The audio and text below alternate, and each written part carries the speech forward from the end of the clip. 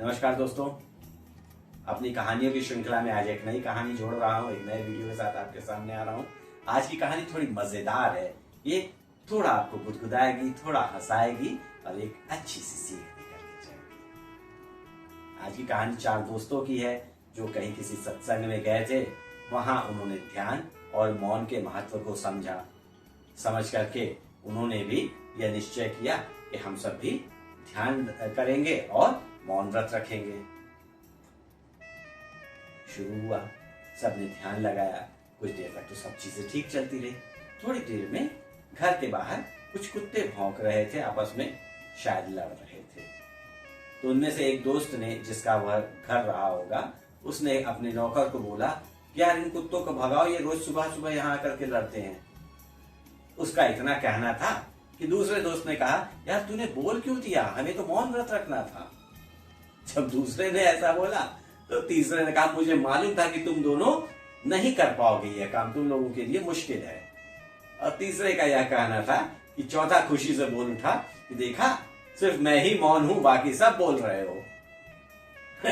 तो आप समझ गए इस कहानी का मतलब सिर्फ और सिर्फ यह है कि आप जो कर रहे हैं उस पे आप कंसंट्रेट करेंगे तो ठीक, और नहीं करेंगे, इन दोस्तों की तरह आपका ध्यान अपने अंदर या अपने काम के अंदर ना हो करके बाहरी फैक्टर्स पे लगा रहेगा, तो वो आपका काम पूरा हो ही नहीं सकता। दोस्तों, मैं आपको एक घटना याद दिलाना चाहता हूँ।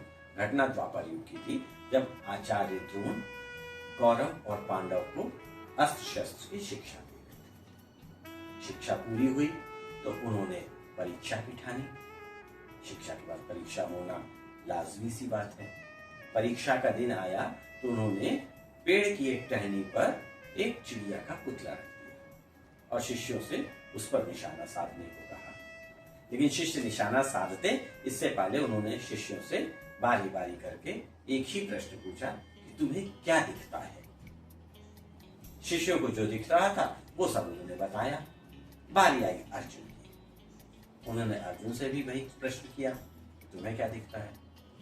अर्जुन का उत्तर था, मुझे सिर्फ चिड़िया की आंख दिख रही है। आचार्य द्रोण तत्काल समझ गए कि निशाना सिर्फ अर्जुन ही लगा सकता है। तब से लेकर आज तक चीजें वही हैं। अगर आप अपने कार्य में कंसंट्रेट करेंगे तो आप उस कार्य को कर सकेंगे, और अगर आपका अपने कार्य से हटकर इधर उधर अपने एक्सटर्नल वर्ल्ड पे फोकस होगा तो वह कार्य होने से। तो आज की इस कहानी की सीख भी यही है कि हम जो कुछ भी करें उस पर पूरी तरह से फोकस्ड हो। हम अपने फोकस को, अपने कंसंट्रेशन को जरा भी डेविएट होने ना दें। फिर मिलेंगे ऐसे ही वीडियो के साथ। तब तक के लिए जय हिंद।